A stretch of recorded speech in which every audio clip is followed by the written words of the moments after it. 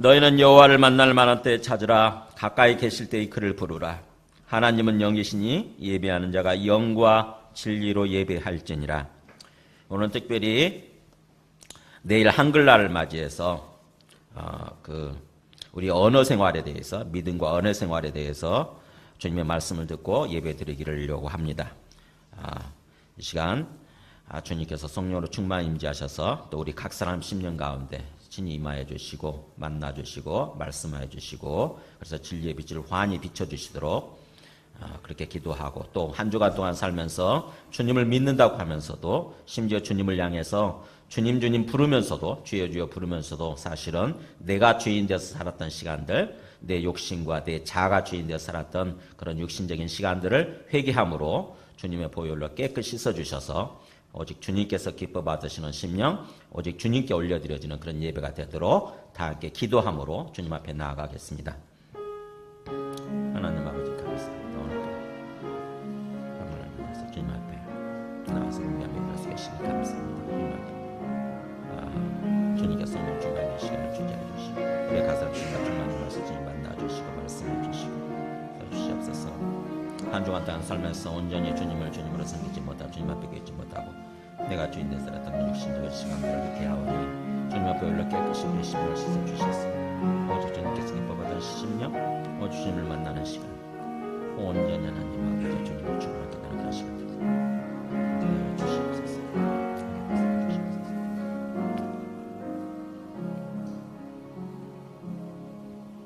만일 우리가 우리 죄를 자백하면 그는 미쁘시고 의로우사 우리 죄를 사하시며 우리를 모든 불의에서 깨끗하게 하실 것이요. 아멘. 주를 찬양하나이다. 가사를 생각하면서 우리의 마음을 담아서 올려드리겠습니다. 아멘. 주를 찬양하나이다.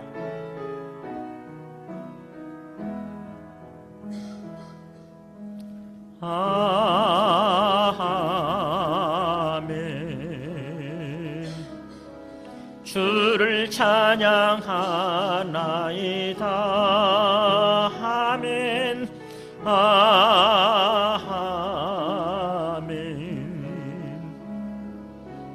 주를 찬양하나이다.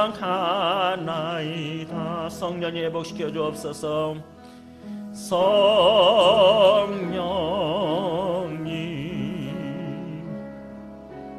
회복시켜 주옵소서.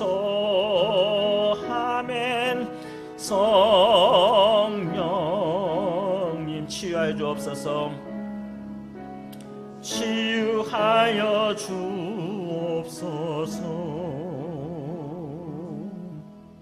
아멘. 오늘 말씀은 야고보서 1장 19절입니다. 야고보서 1장 19절에서 27절까지 저희는 한 절씩 교독하시겠습니다. 신약 페이지 371쪽, 371쪽, 야고보서 1장 19절에서 27절. 내 사랑하는 형제들아, 너희가 알지니 사람마다 듣기는 속히 하고 말하기는 더디하며 성내기도 더디하라. 사람이 성내는 것이 하나님의 의를 이루지 못함이라. 그러므로 모든 더러운 것과 넘치는 악을 내버리고 너희 영혼을 능히 구원할 바 마음에 심어진 말씀을 온유함으로 받으라. 너희는 말씀을 행하는 자가 되고 듣기만 하여 자신을 속이는 자가 되지 말라. 누구든지 말씀을 듣고 행하지 아니하면 그는 거울로 자기의 생긴 얼굴을 보는 사람과 같아서 제 자신을 보고 가서 그 모습이 어떠했는지를 곧 잊어버리거니와, 자유롭게 하는 온전한 율법을 들여다보고 있는 자는 듣고 잊어버리는 자가 아니요 실천하는 자니 이 사람은 그 행하는 일에 복을 받으리라. 누구든지 스스로 경건하다 생각하며 자기 혀를 제갈 물리지 아니하고 자기 마음을 속이면 이 사람의 경건은 헛것이라. 같이 읽습니다. 하나님 아버지 앞에서 정결하고 더러움이 없는 경건은 곧 고아와 가부를 그 환난 중에 돌아보고 또 자기를 지켜 세속에 물들지 아니하는 그것이니라. 아멘. 앉으시겠습니다. 내일 한글날이라서 우리 어떤 어떤 언어 행위에 대해서 이렇게 주님의 말씀을 들으려고 합니다. 우리가 주님을 믿고 산다고 그럴 때에 그 믿음과 우리 언어 생활과는 어떤 관계가 있는지, 정말 우리가 주님을 믿는다고 한다면은 우리 언어 생활이 어떠해야 되는지, 그래서 우리가 그 언어 생활을 잘 할 때에 보면은 그 25절 끝에 보면은 이 사람은 그 행하는 일에 복을 받으리라 이렇게 된다고 그랬잖아요. 그죠? 또 20절 끝에 보면은 하나님의 의를 이루지 못한다. 즉 뒤집어서 제대로 하게 되면 하나님의 의를 이룬다 이런 뜻이 되는 거고. 그러니까 우리가 진정으로 믿음 안에서 제대로 언어 생활을 하게 되면 하나님의 의를 이루게 되고 또 하나님의 복을 받는 그런 삶을 산다고 하는 것입니다. 그러니까 의라고 하는 것은 하나님의 어떤 뜻이, 하나님의 기뻐하시는 모습이 우리 삶에 펼쳐지는 거예요. 그리고 또 하나는 이 복을 받는다고 하는 것은 그야말로 행복해지는 거죠. 우리 삶이 형통하고 행복해지는 거예요.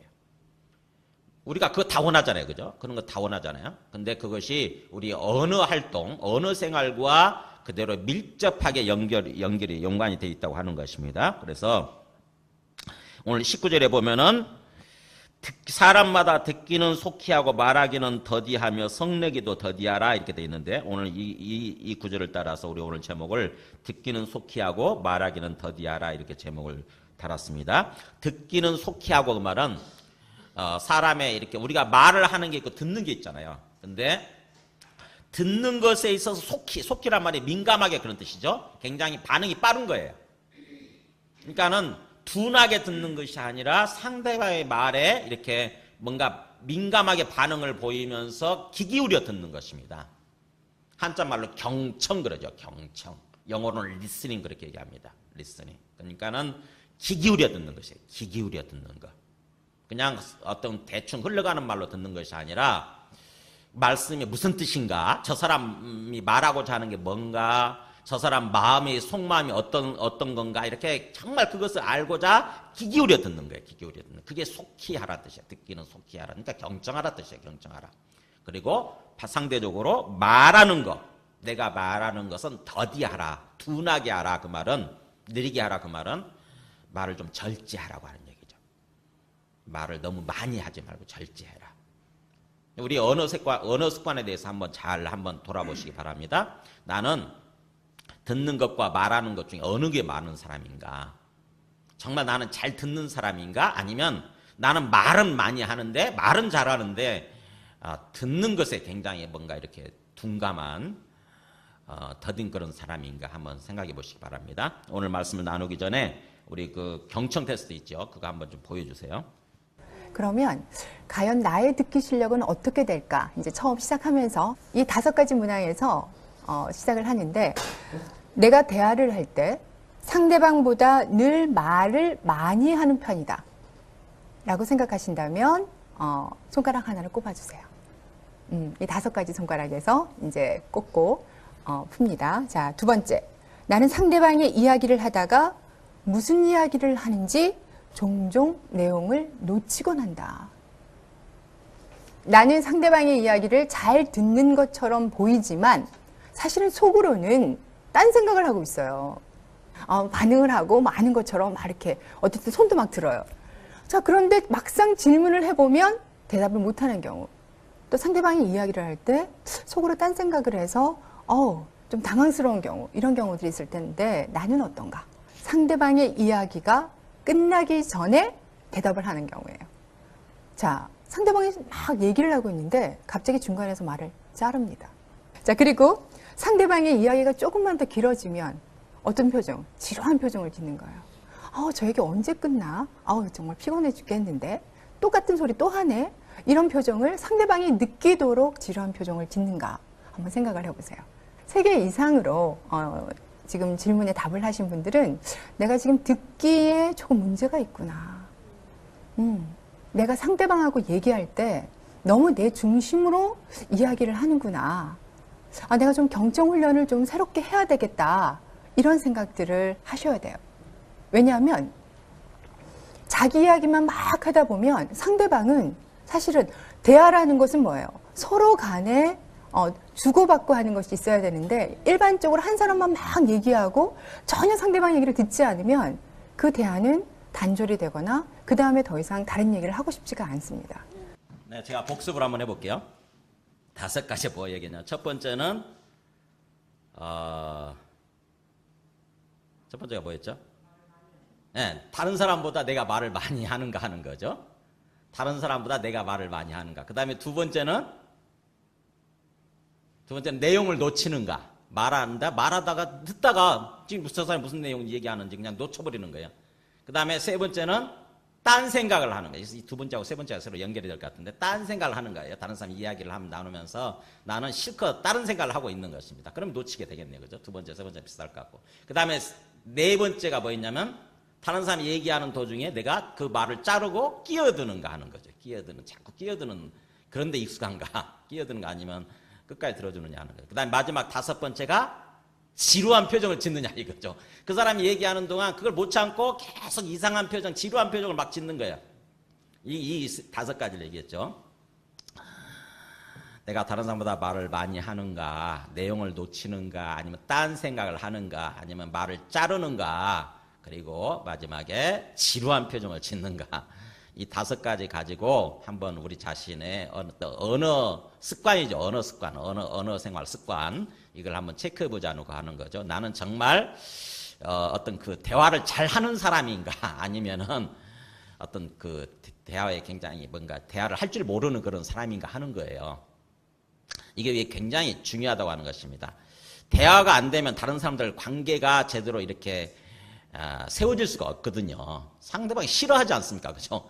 내가 계속해서 그 어떤 다른 사람 관계에서 그런 사람이라고 생각해 보세요. 우리가 생각해 보면 알잖아요. 상식적으로. 우리가 굉장히 마음이 힘들고 그럴 때 어떤 사람 만나고 싶으세요?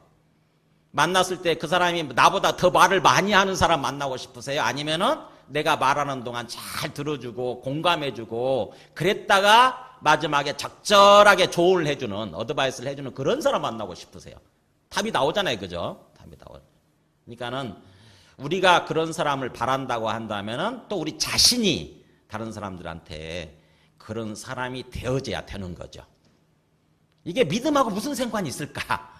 이게 언어 생활하고 이 믿음하고 무슨 상관이 있을까라는 그런 생각이 들지 않습니까? 저도 그런 생각이 들었어요. 도대체 이 언어 생활하고 믿음하고 무슨 관계지? 근데 오늘 말씀을 보면은 그 얘기를 해요. 오늘 말씀 보면 한번 보세요. 굉장히 믿음하고 이 언어 생활하고 연관이 돼 있다고 하는 게 보면은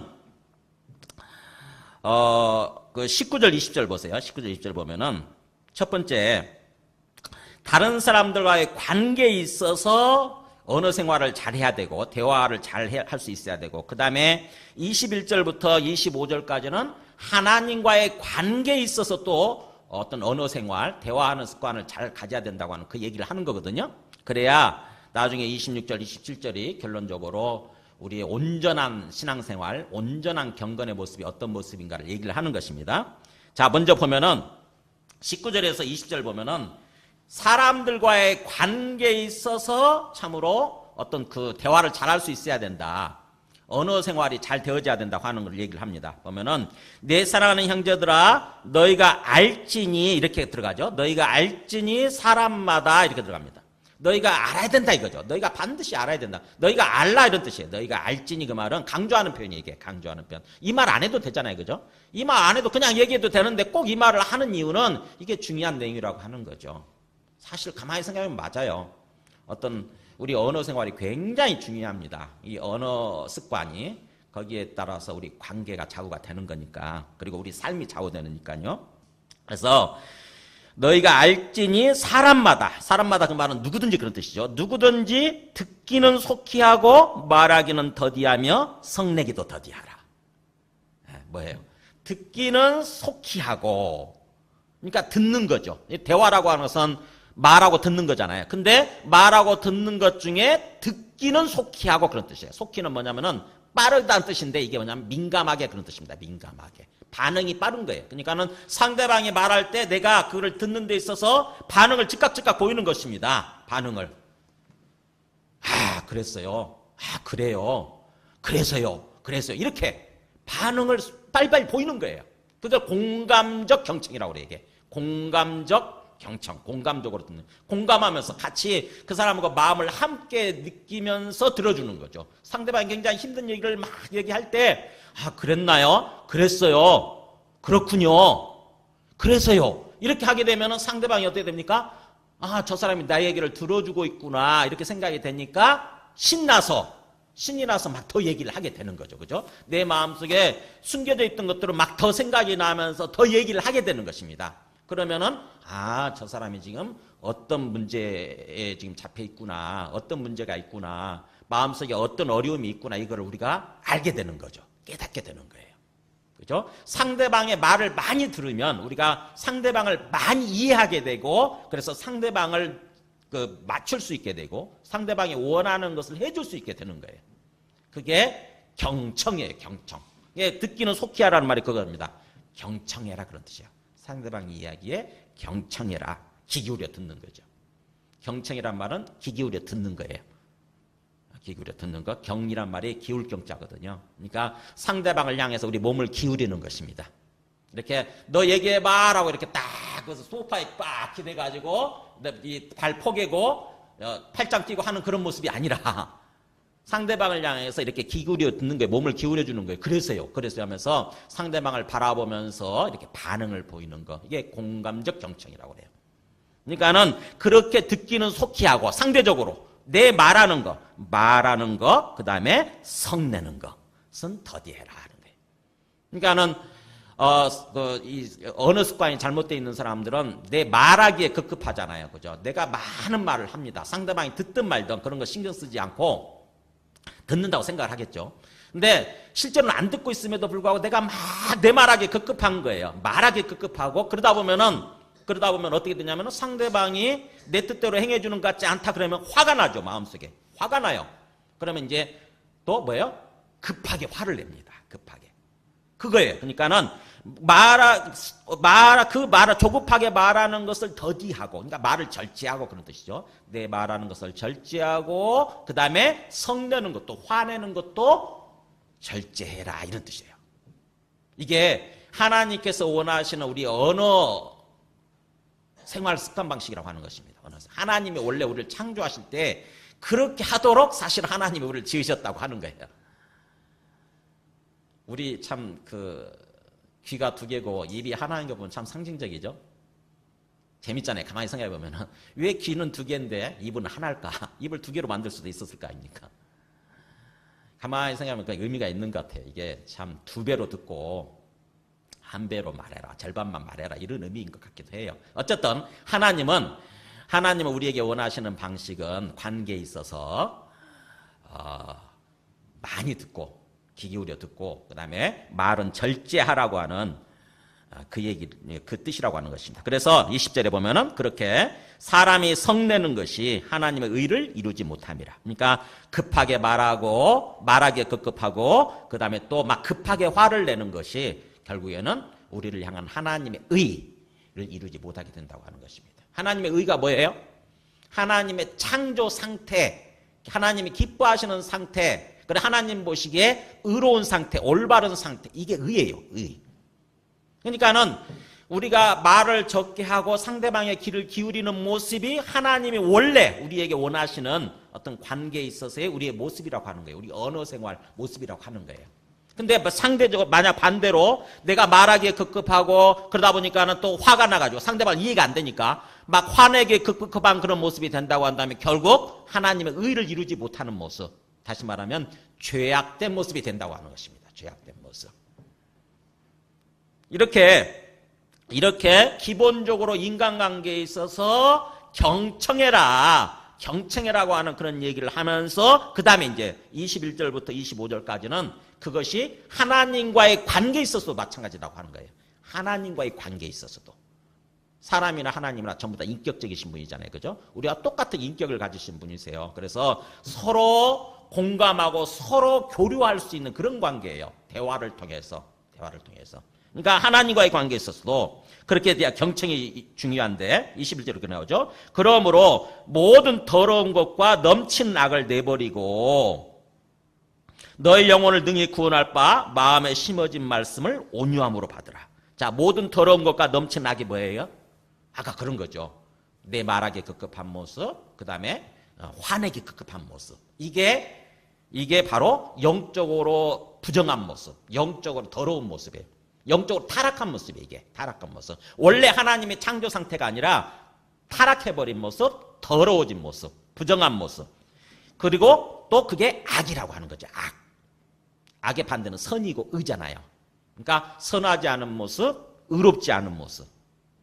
그런 모든 어떤 그런 넘치는 막 터질 것처럼 이렇게 막 넘칠 것 같은 그런 모습, 내 속에 그런 게 가득하다고 하는 거죠. 그야말로 말하기 급급하고 막 쉽게 화내고 그런 모습은 바로 그런 모습이라고 하는 거예요. 그런 것을 다 내버리고 그 대신에 뭐냐면은 하나님의 말씀을 온유함으로 받으라. 하나님의 말씀을 온유함으로 받으라. 그러니까 하나님의 말씀에 귀를 기울이라고 하는 거죠. 하나님의 말씀에 귀를 기울여라. 즉 하나님을 향해서도 경청할 줄 알아라 이거예요.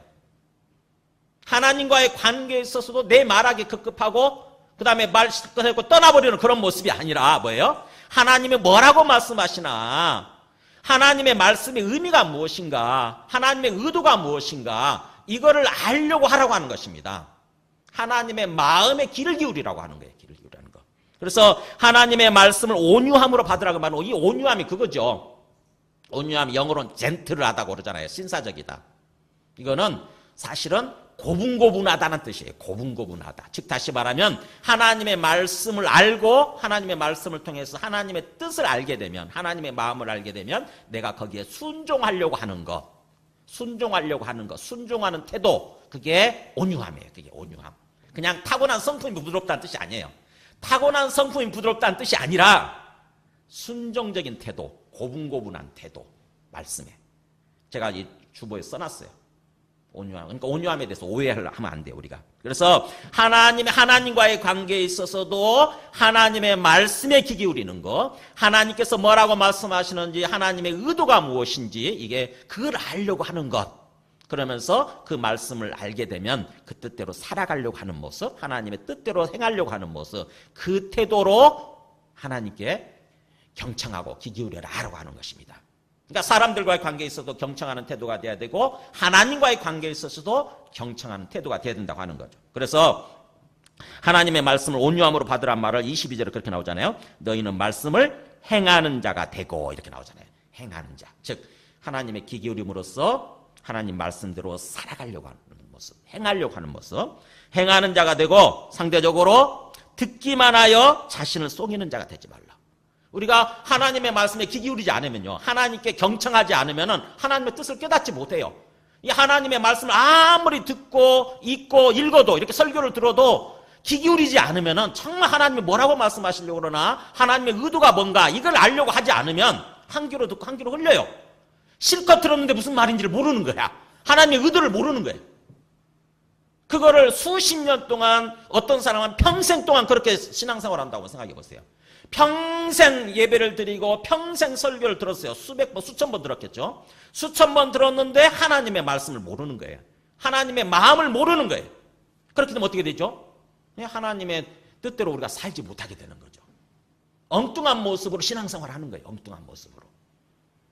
그것은 곧 뭐예요? 자신을 속이는 자라고 하는 것입니다. 나는 잘 알고 있다고 생각했는데, 나는 하나님의 말씀을 잘 알고 있다, 난 하나님 잘 믿고 있어, 그래서 나는 신앙생활 잘하고 있어 라고 생각을 했는데 그게 아니었다고 한다면 우리는 우리 스스로에게 속는 셈이 되는 거죠. 그죠? 우리 스스로에게 속는 셈이 되는 거예요. 그걸 평생 동안 속고 사는 사람도 있다고 하는 것입니다. 평생 동안 어처구니 없는 황당한 삶이 되는 거죠. 나중에 하나님 앞에 섰을 때, 우리 그 마태복음 7장 그 나오잖아요. 나더러 주여 주여 하는 자마다 다 천국에 들어갈 것이 아니다.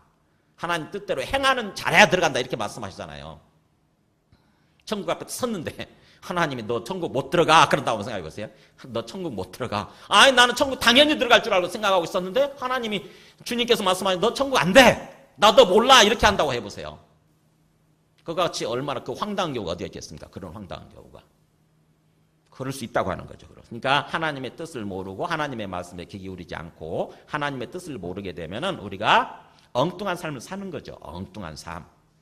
그렇게 되면은 그런 일이 벌어질 수 있다고 하는. 그래서 그렇게 자신을 속이는 자가 되지 마라. 듣기만 함으로써, 듣기만 하고 하나님의 뜻을 모르고 그래서 하나님 뜻대로 살지 않음으로써, 행하지 않음으로써 결국 스스로에게 속는 자가 되지 마라. 그러면서 그렇게 그런 사람은 23절 24절 뭘로 비유를 하냐면 이렇게 얘기합니다. 그런 사람은 누구든지 말씀을 듣고 행하지 않는 사람은 그는 마치 거울로 자기의 생긴 얼굴을 보는 사람과 같아서 제 자신을 보고 가서 그 모습이 어떠했는지를 곧 잊어버리거니와. 자, 우리 모두는 보세요. 하루에 몇 번씩 거울 보고 살죠, 그죠? 특히 여자들은 거울을 얼마나 많이 봅니까? 그죠? 우리 기본적으로 다 모든 사람은 남자나 여자나 기본적으로 거울을 하루에 한 두어 번씩 다 보는데 여자들은 몇 번 보잖아요. 여러 번 보잖아요. 근데 거울 보는 이유가 뭐예요? 거울 보는 이유가 뭐죠? 거울에 혹시 내 얼굴에 뭐가 묻었을까봐 그잖아요, 그죠? 내 얼굴에 뭐가 묻었을까봐, 내 화장한 게 흐트러졌을까봐, 또는 지금 아까 방금 식사했는데 내 이빨 사이에 빨간 고춧가루가 끼었을까봐, 그거 보는 거잖아요. 거울을 통해서 그래서 봤어요. 이빨 사이에 고춧가루가 끼었어. 근데 사람들이 말 안 해주잖아, 이거 창피하니까 말을 안 해줘요. 저 사람 저기 할까봐 안 해줘. 근데 내가 알았어요. 거울을 통해서 이거 띄야 돼 있구나라고 생각을 했는데 거울 보고 나서 잊어버린 거예요. 잊어버렸어요. 내 얼굴이 어떻게 내가 뭐가 끼었는가를 잊어버린 거예요. 그래서 그대로 놔둔 채 이빨 사이에 계속 고춧가루를 낀 채 사람들하고 계속 사람들을 만나고 사람들하고 대화한다고 생각해 보세요. 제가 친구 중에 그런 지금 얘기하려니까 그런 친구가 나네. 이름이 윤종보예요. 중학교 친구인데 이 친구는 이빨 사이가 이렇게 많이 벌어져 있어가지고 밥을 먹고 나면 이빨 사이에 그렇게 그 어떤 밥이나 또는 어떤 그 고춧가루가 많이 끼는 친구예요. 그 친구하고 얘기를 하다 보면 꼭 그게 보여. 꼭 그게 보여. 그러니까는 뭐 얘기를 해주기도 그렇고 뭔가 좀 친근함이 안 되더. 대화가 하고 싶은 생각이 안 들더라고요. 근데 우리가 그렇다고 한번 생각해 보세요. 거울을 실컷 봤는데 그래서 뭐가 흐트러졌구나, 내 얼굴에 뭐가 묻었구나, 내 이빨 사이에 뭐가 끼었구나 하는 거 알았는데 잊어버리고 그걸 다시 어떤 그 정리하지 않는다고, 정돈하지 않는다고 한번 생각해 보세요. 마치 그런 사람과 같다고 하는 것입니다. 그런 사람. 우리가 하나님의 말씀을 들었고도 하나님의 마음을 몰라서 하나님의 뜻을 깨닫지 못해서 그대로 살지 않는 사람, 행하지 않는 사람은 마치 거울을 보고 나서 잊어버리는 사람과 같다는 거예요. 잊어버리는 사람. 황당한 케이스죠. 반대로 우리가 이제 그 말씀의 거울을 들여다보고 있는 사람, 말씀의 거울을 제대로 들여다보고 있는 사람은 25절에 나오죠. 자유롭게 하는 온전한 율법을 들여다보고 있는 자는, 그러니까 율법은 말씀이죠. 말씀이라고 하는 것은 우리 영혼의 거울이에요. 우리 마음의 거울이에요. 우리 마음의 거울. 우리 마음이 어떤지인가를 보여줘요. 말씀을 보게 되면, 말씀을 통해서 하나님의 뜻을 깨닫게 되면 우리 영혼 상태가 어떤지, 우리 마음이 어떤지를 그대로 거울로 비춰주듯이 보여주게 됩니다. 비춰주게 되는 거예요. 그래서 말씀을 통해서 그걸 깨닫고 그것을 고쳐잡는 사람이죠. 마음을 고쳐먹는 거예요. 그런 사람은 거기 나오죠. 자유롭게 하는 온전한 율법을 들여다보고 있는 자, 거울을 들여다보듯이 마음의 거울, 말씀의 거울을 들여다보고 있는 자는 듣고 잊어버리는 자가 아니요 실천하는 자니 이 사람은 그 행하는 일에 복을 받으리라. 네. 하나님과의 관계에 있어서 이 말씀을 통해서 깊이 나를 비춰보고 그 말씀을 통해서 내 영혼의 어떤 더러운 것들이나 내 마음의 더러운 것들, 잘못된 것들을 깨닫고 그것을 고쳐서 행하는 사람, 바르게 하는 사람은, 그런 사람은 자유롭게 될 뿐만 아니라 여러 가지 어떤 세상이나 죄악된 모습으로부터 자유로워지는 거죠. 자유로워지고 온전해지고, 그런 사람은, 그렇게 행하는 사람은 그렇게 되고, 그뿐만 아니라 그 행하는 일에 있어서 복을 받게 된다고 하는 것입니다. 그 삶이 하나님이 복을 주셔서 복을 누리는 삶이 된다고 하는 거예요. 우리 다 이거 원하잖아요. 그죠? 하나님 믿으면서 하나님 믿는 삶을 통해서 우리 인생이 복을 받고 참 행복한 삶을 살아가기를 원하잖아요. 하나님은 기본적으로 우리에게 그런 삶을 원하세요. 그것을 위해서 우리를 지으셨고 그런 삶을 살아가기를 원하시는 거예요. 우리가. 그러자면은 진정으로 하나님께 귀 기울임으로써, 하나님 말씀에 귀 기울임으로써 하나님 마음을 아는 거예요. 하나님의 뜻을 깨닫는 거예요. 그래서 그 뜻대로 행함으로써, 실천함으로써 비로소 하나님과의 관계가 원활한 관계가 되어지는 거고, 그러면 우리 안에 기쁨이 채워지면서 그 다음에 하는 일들이 이상하게 잘 풀리고 형통하게 되는 거죠. 복이 되는 것입니다. 복 받는 삶이 되는 거예요. 지금 그런 삶을 원하신다고 하는 것입니다. 그러니까 인간관계에 있어서 경청이 중요하고 또 하나님과의 관계에 있어서도 역시 경청이 중요하다고 하는 거예요. 듣는 거, 하나님의 말씀에 귀 기울이는 거. 근데 우리는 대부분 보면은요, 이게 굉장히 정반대의 삶을 살고 있습니다. 우리 거의 대부분의 사람들이. 말하는 것은 뭐 그냥 누가 가르치지 않아도 그냥 해요. 말하고 사는데, 이 듣는 건 훈련이 안 돼 있어요. 신기하게 듣는 건 훈련이 안 돼 있어요. 우리 대부분의 사람들이 그래요. 우리 대부분의 사람들이. 가만히 보세요. 가만히 사람들 이렇게 보면은 의사소통하는 모습 보면은 대부분의 사람들이 자기 말하기 급급하지 상대방의 이야기에 귀 기울이고 그러냐고 하면서 막 이렇게 공감해 주면서 들어주고 그래서 관계가 다 오해가 쌓였던 그런 관계도 다 풀리고 그러면서 뭔가 일들이 풀리는 그런 모습으로 사는 게 아니에요. 대부분의 사람들이 경청할 줄 모릅니다. 대부분은. 특히 우리 한국 사람들은 되게 좀 약해요. 굉장히 약합니다. 근데 참으로 우리가 이렇게 경청이라고 하는 걸 어떻게 해야 되느냐. 한번 우리 한번 그거 보여줘 보실래요? 공감적 경청. 한번 대표적인 우리 엄마가 뿔났다라고 하는 그 TV 드라마에 나왔던 모습인데 한번 어떻게 경청하는가 이거 한번 보세요. 무거운 정도가 아니라 그게 남이 낳는 자식이 얼마나 힘든 십자가인데 어미로서 그런 결혼을 하라 그러기가 정말 힘이 드네요. 이해해요. 왜 안 그러시겠어요? 나라도 그 입장이면 마찬가지예요. 그러면요. 참 염치 없고 뻔뻔한 거 알아요. 그런데 어떻게 해요? 저희들이 저러니요. 글쎄 딴 게 문제가 아니라 아이가 걸려서. 네, 그러시지요. 얼마나 속이 상하시겠어요. 뭐라 위로 드릴 말씀이 없네요. 걱정하시는 것보다는 더 잘 살 수도 있고 또 그러기를 소원하면서 결심을 해주시면 얼마나 고마울까요. 네? 영수 어머니.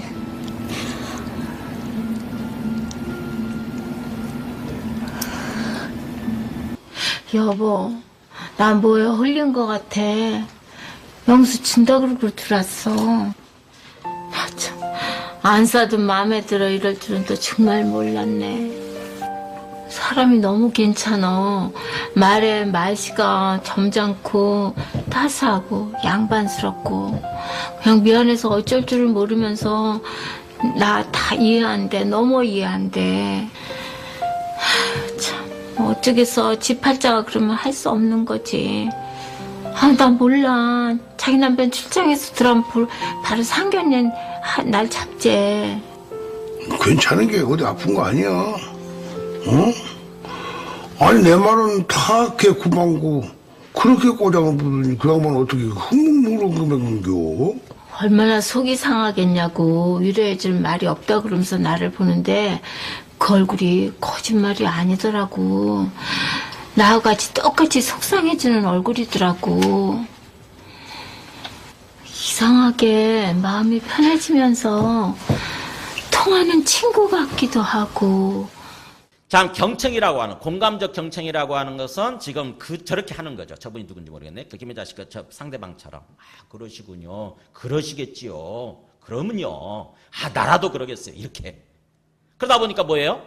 내 속에 쌓여있던 어떤 상처 이런 것들이 다 치유가 되고 오해도 풀리고 상대방과 어떻게 돼요? 편안함을 느끼면서 친구가 돼버리는 거예요. 친구가 같이 대화 통할 수 마음과 마음이 통할 수 친구가 되는 거예요. 이게 경청이에요. 이게 공감적 경청. 이게 이러면서 일이 풀리는 것입니다. 이러면서 관계가 풀리면서 찾으면 얘기를 해주세요. 그래서 이렇게 사람들과의 관계나 하나님과의 관계에 있어서 정말 상대방의 진정한 의도가 무엇인지 진정한 뜻이 무엇인지를 알려고 하는 거 그러기 위해서 상대방의 귀를 기울이라고 하는 것입니다. 귀를 기울이는 거. 그것이 그것이 하나님 앞에 의로운 삶이 되는 거고 또 하나님께 복받는 그런 삶이 된다고 하는 거죠. 그러면서 마지막 결론 26절 27절 보세요. 그렇게 정말 우리가 하나님을 믿고 산다고 한다면은 하나님을 살아계신 하나님을 믿고 그 앞에서 우리가 삶을 산다고 한다면은 사람들과의 관계에 있어서 그게 나타나야 되는 거죠. 그렇게 보세요. 26절에 누구든지 스스로 경건하다고 생각하면서 스스로 경건하다는 말은 내가 신앙생활 잘하고 있다 그런 뜻이에요. 내가 하나님을 잘 알고 있고 잘 믿고 있다. 이렇게 스스로 경건하다고 생각하면서 그러면서도 자기 혀를 재갈 물리지 않는 사람이라고 한다면은 자기 혀를 재갈 물리지 아니하고 그런 사람은 그러니까 말하기 급급하다 그런 뜻이죠. 아까 말한 말하기 급급하고 그러다 보니까 또 화내기 급급한 그런 모습인 거죠. 그런 사람은 꼭 자기 마음을 속이는 거고 즉 스스로에게 속고 있는 거고 그렇게 되면 이 사람의 경건, 이 사람의 신앙생활은 뭐예요? 헛것이다. 헛것. 나는 옳다고 생각을 했는데 진짜라고 생각을 했는데 하나님이 보실 때는 아니다라고 X표 친다고 하는 것입니다.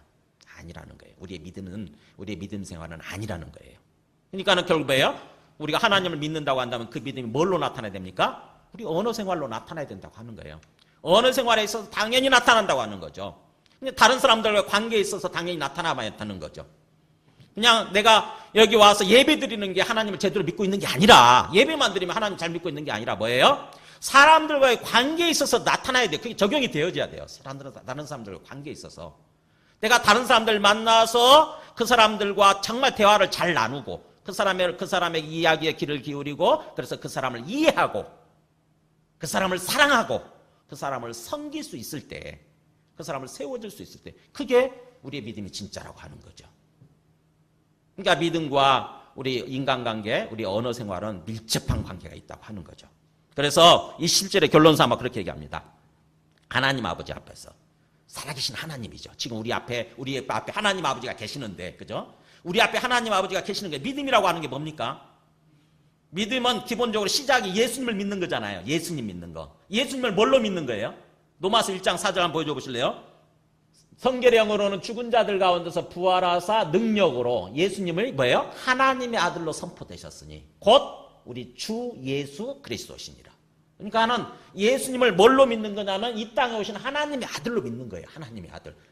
인간의 모습이셨지만 그분이 인간이 아니라 본질적으로 하나님의 아들이셨던 거예요. 하나님이셨던 거예요. 하늘에 계셨던 분이세요. 하늘에 계셨던 분. 그분이 우리 인간의 모습으로 오셨다고 하는 거죠. 근데 우리가 어떻게 그거를 예수님을 하나님의 아들로 하나님으로 믿을 수 있겠어요? 못 믿죠. 쉽게 못 믿잖아요. 그래서 하나님이 믿을 수 있도록 하나님이 주신 게 바로 뭐냐면 이거예요. 죽은 자들 가운데서 부활하사. 우리 인간들처럼 똑같이 죽었는데 예수님만이 특별히 보여주신 게 바로 뭐냐면은 죽은 자들 가운데 부활이었어요. 부활. 그래서 부활을 통해서 예수님이 하나님의 아들이셨구나라고 하는 걸 믿게 된 거고 그래서 예수님이 주님이 되시고 그리스도가 되신다라고 믿게 되는 거예요. 이게 믿음이에요. 이게 믿음. 이게 복음이고 믿음이에요. 그러니까 복음이 뭐세요? 라고 물으면은 여러분이 대답할 수 있어야 돼요. 예수님이 하나님의 아들로서 이 땅에 오신 겁니다. 이렇게.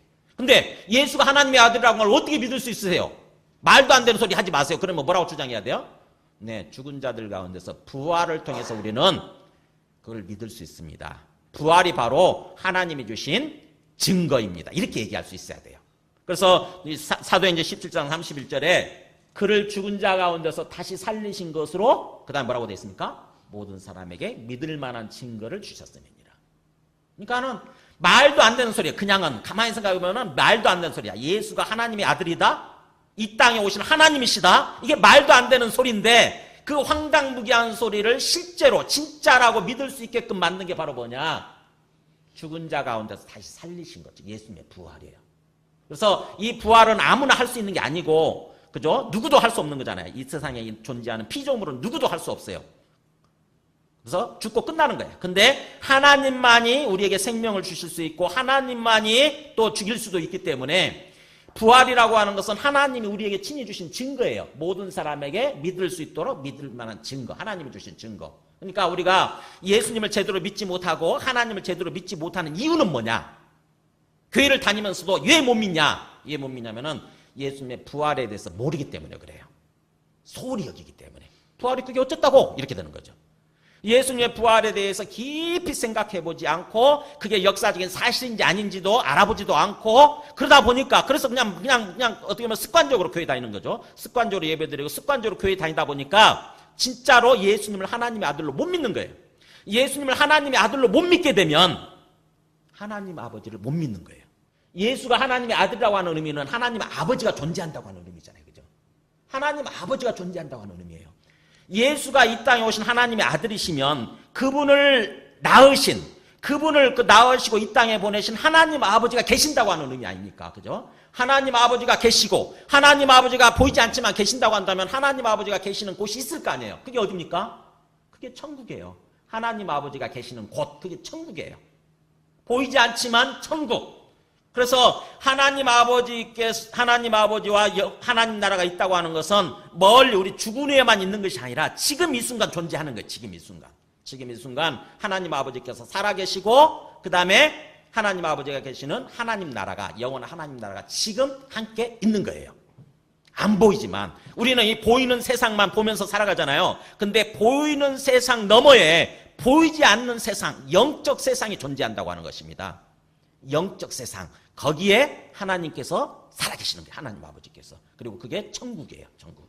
그러니까 지금 우리가 살아가고 있는 이 세상과 함께 공존하는 거예요. 함께 공존하는 거예요.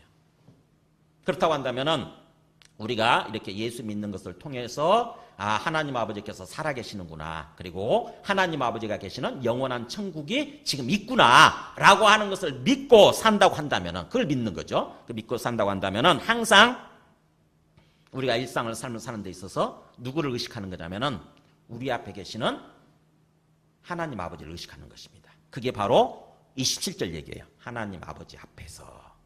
그러니까 지금 우리 앞에 살아계시는 하나님 아버지 앞에서, 그런 뜻이에요. 지금 우리 앞에 살아계신 하나님 아버지 앞에서. 하나님 아버지 앞에서 정결하고 더러움이 없는 경건 신앙은, 그러니까는 모든 아까 영적 더러움 있죠. 그런 것들이 없어진 모습이죠. 말하기에 급급하고 성내기에 급급한 그런 모습이 없고 온전히 의롭고 성결하고 정결한 모습이죠. 그런 모습의 신앙은 고아와 가부를 그 환난 중에 돌보고, 첫 번째는 고아와 가부를 환난 중에 돌보는 삶. 그 다음에 두 번째는 자기를 지켜 세속에 물들지 않냐는 그것입니다. 뭐예요? 즉 뭐예요? 하나님께서 원하시는 기뻐하시고 온전하신 신앙의 모습은 뭐냐? 먼저 사실은 나 자신을 세속으로부터 지키는 거죠. 세속적인 모습, 타락한 모습으로부터 지키는 거예요. 즉 다시 말하면 말하기에 급급한 모습이 없어지는 거예요. 말하기에 급급한 모습이 아니라 경청하는 모습, 상대방에게 귀 기울이는 모습, 하나님께 귀 기울이는 모습, 그게 바로 세속에 물들지 아니하는 모습이에요. 그게 세속으로부터 정결하게 한 모습이에요. 그렇게 나 자신을 지킬 뿐만 아니라 거기서 끝나지 않냐고 더 나아가서 좀 더 적극적으로 다른 사람을 돌아보는 삶을 사는 것. 그러니까 나만을 위한 삶이 아니라 나를 잘 지킬 뿐만 아니라, 그죠? 영적으로 더러워지는 것, 타락으로부터 지킬 뿐만 아니라 더 나아가서 뭐예요? 적극적으로 다른 사람을 돌보는 삶을 살아가는 거. 특히 고아나 과부 같은 그런 그 소외된 사람이고 약한 사람들이죠. 세상에서 약한 사람들, 힘든 사람들. 그런 사람들을 돌아볼 줄 아는 삶을 사는 거.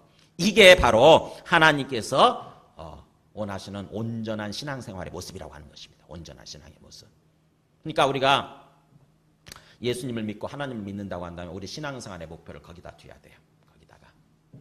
우선 나 자신을 지키는 거예요. 세속적인 모습으로부터, 타락한 모습으로부터 지키는 것입니다. 즉 다시 말하면 말하기에 급급한 모습, 또 화내기에 급급한 모습이 아니라 상대방의 이야기에 귀를 기울이는 거예요. 경청할 줄 아는 거예요.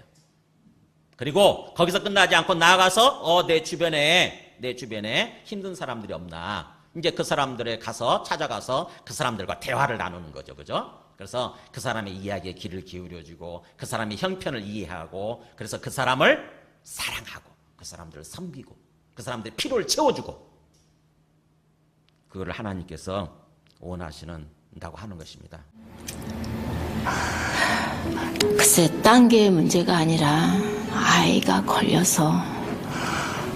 네, 그러시지요. 얼마나 속이 상하시겠어요. 무라 위로 드릴 말씀이 없네요.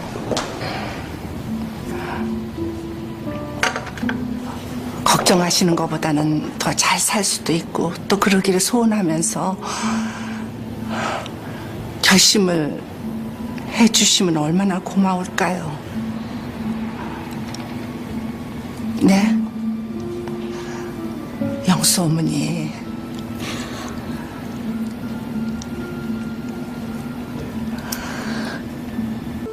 괜찮은 게 어디 아픈 거 아니야. 어? 아니 내 말은 다 개구방고 그렇게 꼬장을 부르니 그 양반 어떻게 흥흥무릉금행겨? 얼마나 속이 상하겠냐고 위로해줄 말이 없다 그러면서 나를 보는데 그 얼굴이 거짓말이 아니더라고. 나와 같이 똑같이 속상해지는 얼굴이더라고. 이상하게 마음이 편해지면서 통하는 친구 같기도 하고. 저게 경청이고 저게 공감적 경청이거든요. 말도 안 되는 황당한 케이스가 성립이 되지 않습니까 또. 그러니까 다 이해가 되고 상처가 다 치료가 되고 오해도 다 풀리게 되고 그냥 친구가 돼버리잖아요. 친구가. 그게 바로 이 공감적 경청의 힘이라고 하는 것입니다. 경청의 힘이죠. 경청의 힘. 아마 여러분이 인터넷이나 이렇게 찾아보면은 경청의 힘이라고 하는 주제로 해가지고 많은 이야기들이 있어요. 이게 하나님과의 관계에서도 마찬가지라고 하는 거죠. 우리가 인간적으로 봐도 저 정도 저렇게 공감해주면 우리 마음이 녹아내리고 그냥 같이 해주고 싶은, 그대로 따라주고 싶은 생각이 들잖아요. 하나님과의 관계에서도 마찬가지라고 하는 거예요. 우리가 하나님의 말씀을 들을 때에 경청의 훈련이 되어져야 돼. 도대체 하나님의 마음이 뭔가, 하나님의 뜻이 뭔가를 이해하려고 하는 거. 그러니까는 표면적으로 그냥 말씀을 읽거나 들어버리면 몰라요. 이 말씀에 담겨있는 이 말씀을 주시고자 하는 하나님의 마음이 뭔가를 이걸 계속 정말 깊이 느끼려고 해야 돼. 깊이. 하나님의 마음이 뭔가, 하나님의 마음이 어떤 건가. 그럴 때 비로소 우리가 자연스럽게 하나님의 말씀대로 살아가고자 하는 마음이 생겨요. 그리고 하나님의 말씀대로 살아갈 수 있는 힘도 생겨요. 힘도.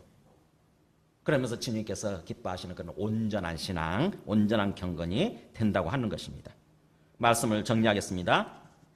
하나님이 우리한테 이렇게 들으라, 경청하라고 하는 얘기를 하시면서 하나님은 어떤 분이신가 한번 생각할 필요가 있어요. 하나님은 어떤 분이실까? 한번 우리 시편 116편에 하나님이 어떤 분이실까 한번 상상을 해보세요. 하나님은 우리와의 의사소통하는 데 있어서, 우리와의 관계에 있어서 어떤 분이실까? 시편 116편. 여호와께서 내 음성과 내 간구를 들으심으로 내가 그를 사랑하는도다. 그의 귀를 내게 기울이셨으므로 내가 평생에 기도하리로다. 하나님이 어떻게 우리한테 반응을 보이십니까? 하나님이 내 음성과 내 간구를 들으신다고 하는 거고, 그 다음에 그분이 귀를 내게 이렇게 기울이고 계신다고 하는 거죠. 그분이. 우리가 허공에다 대고 헛소리 하는 게 아니라 우리가 하나님 앞에 나가서 말을 하고 기도를 하게 되면, 대화를 하게 되면 하나님이 무슨 소린가 하고 내 마음이 어떤가, 내 상태가 어떤가 하고 귀를 기울이신다고 하는 것입니다. 경청하신다고 하는 거예요. 경청. 하나님께서 경청하신다고 하는 것입니다. 뿐만 아니라 한번 베드로전서 3장 12절도 한번 읽어보세요. 계속해서 보면은 주의 눈은 의인을 향하시고 그의 귀는 의인의 간구에 기울이시되. 주님이, 하나님께서 눈도 있고 귀도 있는 걸로 이렇게 묘사를 해요. 그래서 하나님의 눈은, 주님께서는 우리를 보고 계시고 이렇게 보시면서 대화하시는 거죠. 보시면서 우리 눈을 맞추시는 거예요. 그 다음에 또 우리의 간구에 기울이신다. 귀 기울이신다는 거예요. 그러니까 우리가 하나님 앞에 나가서 이렇게 기도하고 예배드리고 그럴 때 하나님은 딴짓 하시는 게 아니에요. 딴 생각 품고 우리가 무슨 말 하는지 내용을 놓쳐버리고, 아까 또 내가 조금 이 얘기가 길어지면 막 지루한 표정을 짓고 또 우리가 말할 때 끼어들고 그런 분이 아니시라는 거예요. 그런 분이 아니시고 우리가 얘기하는 동안 내내 우리의 눈을 마주 보시면서 우리의 이야기에 공감하시면서 경청해 주신다고 하는 것입니다. 귀 기울여 들어주신다는 거예요. 요한일서 5장 14절도 마찬가지예요. 성경에 진짜 많더라고 이 말씀이, 이런 말씀이. 그를 향하여 우리가 가진 바 담대함은 확신한 뜻이에요. 그를 향하여, 주님을 향하여 우리가 가진 확신이 바로 이것이니 뭐냐면은 그의 뜻대로 무엇을 구하면 그분은 들으심이라, 듣고 계신다고 하는 거예요. 듣고 계신다고 하는 거. 우리가 하나님 뜻대로 기도할 때 하나님은 절대로 그걸 무시한다거나 딴짓하신다거나 그게 아니라 반드시 들으신다고 하는 것입니다. 참 격려가 되잖아요. 그죠? 격려네. 바로 이 하나님께서 우리에게도 그런 어떤 조언을 해주시는 거예요. 그런 격려를 해주시는 거예요. 모든 관계에서 너희들도 그렇게 듣는 자가 되라. 너희들도 경청하는 자가 되라. 이렇게 말씀하시는 것입니다. 우리가 이렇게 하나님을 알고 하나님의 그 뜻을 알고 그야말로 모든 인간관계에 있어서 의사소통하는 데 있어서 다시 한번 우리가 이렇게 경청하는 자로 한번 그 되기 위해서 경청하는 자로 변하기 위해서 한번 생각을 해보세요. 내가 어떻게 하면 더욱더 다른 사람들한테 내 말을 많이 하기보다는 다른 사람들 이야기에 귀를 기울여주고 그래서 정말 필요할 때 적절하게 말을 할 수 있을까? 성경은 골로새서 마지막에 거 골로새서 한번 읽어보세요. 같이 한번 읽어봐요. 시작. 너희 말을 항상 은혜 가운데서 소금으로 맛을 낸과 같이 하라. 그리하면 각 사람에게 마땅히 대답할 것을 알리라. 자, 말을 어떻게 하라고요? 소금으로 맛을 내듯이. 소금으로 맛을 내듯이. 우리 음식 요리할 때 어떻게 소금으로 맛을 내죠? 다른 거 양념 다 넣고 마지막에 딱 간을 맞추기 위해서 맛을 내기 위해서 어떻게 해? 마지막에 조금씩 소금 조금씩 미량을 가지고 조절하잖아요. 그죠? 싱거우면 조금 더 넣고 짠 것 같다 그러면 물을 조금 더 넣고 끓이고 해가지고 이런 식으로 해서 아주 정말 그 소금에 의해서 우리 음식이 완전히 맛이 달라지는 거 아닙니까? 그죠? 그러니까는 그렇게 마지막에 모든 것을 다 살핀 다음에 마지막에 소금으로 가지고 마지막 맛을 조절하듯이 맛을 내게 하듯이 그런 식으로 말을 하라는 거예요. 우리 인간관계에 있어서 그냥 내 말하게 급급한 그런 모습이 아니라 뭐예요? 상대방의 말을 하면 듣는 것입니다. 다 듣고 충분히 듣고 상대방의 지금 마음이 어떻구나 상대방의 문제가 무엇이구나라는 것을 충분히 이해를 한 다음에 뭐예요? 그 다음에 거기에 필요한 적절한 말을 내가 하는 것입니다. 적절한 말. 우리가 어떤 사람을 만났을 때 그런 관계가 된다고 한번 생각해 보세요. 우리 모든 사람이 그런 훈련이 잘 돼 있어가지고 경청하는 훈련이 돼 있어가지고 누구를 만나든지 상대방이 얘기할 때는 다 들어주면서 공감하면서 들어주는 거예요. 아 그러셨어요. 아 그랬어요. 그래서요. 아 힘들었겠네요. 이렇게 공감하면서 막 경청해 주다가 정말 필요한 말을 해주는 거예요. 나도 그렇고 상대방도 그런 사람이다 한번 생각해 보세요. 그러면은 그 관계가 얼마나 상승작용이 일어나겠어요. 그죠? 그 관계가 서로 만나고 싶고 계속 만나고 싶은 거예요. 만날 때마다 쉼이 되니까 우리 영혼이 쉼이 되니까 그런 관계가 되어져야 된다고 하는 거죠. 거기서 하나님의 의를 이루고 하나님께서 주시는 복을 누리는 충만한 삶이 시작된다고 하는 것입니다. 하나님께서 우리의 그런 삶을 원하세요. 특별히 오늘 이 한글날을 맞이해서 그냥 단순히 그냥 지나칠 것이 아니라 내 언어 습관, 우리 인간관계나 하나님 관계에 있어서 우리 언어 습관, 우리 커뮤니케이션 습관이죠. 우리 의사소통 습관을 한번 살펴보시기 바랍니다. 그래서 하나님의 창조 원리대로 창조 상태로 되돌리는 거예요. 기울여 듣는 것입니다. 그랬을 때 우리 삶이 다시 이렇게 세워지고 좀 복이 충만한 그런 삶이 된다고 하는 거죠. 우리 함께 찬송하고 기도하겠습니다. 찬송가 420장.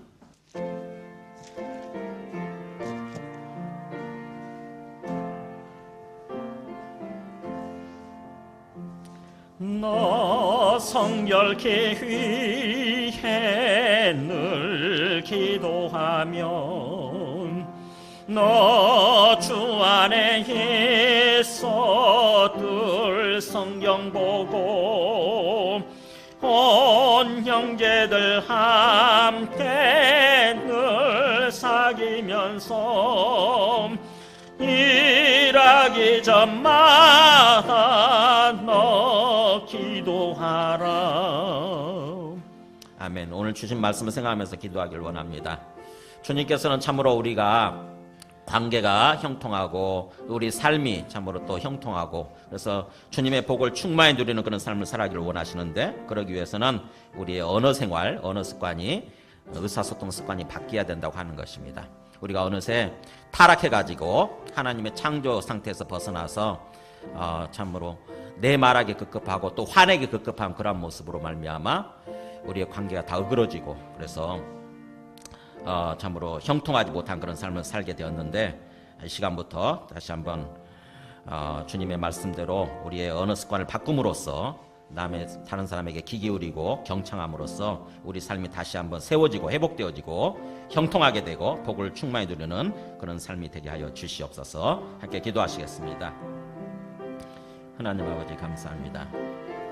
우리의 참 언어 습관이 우리의 평소 인간관계의 모습이나 어떤 관계의 모습이나 언어 습관이 하나님의 창조 상태에서 벗어났다고 하는 것을 깊이 생각하게 해주시고 깨닫게 해주시고, 그래서 하나님의 창조 상태로 되돌림으로써 하나님의 의로운 상태로 되돌림으로써 하나님 아버지 우리가 다른 사람의 얘기에 귀 기울이고 다른 사람의 귀 기울이고, 그래서 우리 관계가 원만하고 우리 관계가 형통하고 그리고 우리 삶이 참으로 복을 누리는 주님이 주시는 복으로 충만한 그런 삶이 우리 모두가 그런 삶을 살아가게 하여 주시옵소서.